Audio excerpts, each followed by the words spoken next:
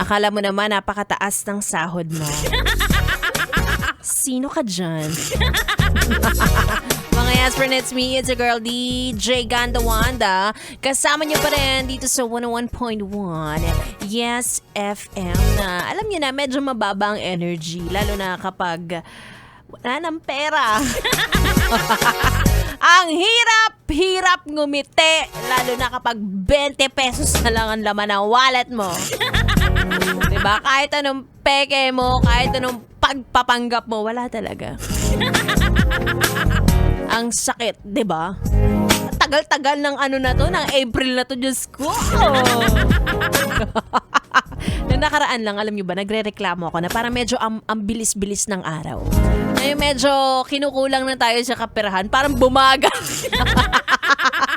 Parang bumagal, nakakainis, di ba? Nakakaloka pa dito mga yes friend. Walang 31 ng April. Kung di ako nagkakamali. Tama, Joshua? Wala, di ba? O, di ba? Ba't ganon, ha? Nakainis kayo. Pabilisin nyo na ang araw para pare-pareho po tayong pare-pareho po tayong maligaya, diba? Ayan, isa sa mga masaya kapag may pera. Ano to? Patunay. Si Biboy Bibo po, madaling kausap kapag may pera siya. Madaling kalad ka rin, madaling hugutin. Kasi alam mo may pambayad, diba? Ay nako, sabi ni Joshua, ngayon ang labo kausap. Ti Biboy, no? Oo, ganyan talaga yan. Ako rin naman pareho lang kami.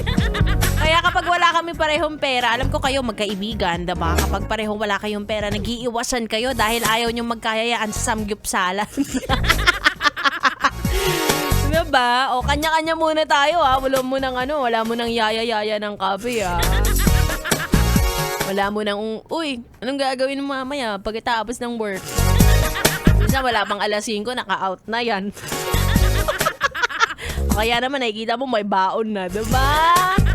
O, kanya-kanyang paraan muna ng pagtitipid, yes, friend. Tiis-tiis muna. And speaking of B-Boy, makakasama ko na siya sa aking pagbabalik. Kaya naman dyan ka lang. At tumutok dito lang sa stasyong number 2 sa Metro and Mega Manila. 101.1, yes, FM Solid.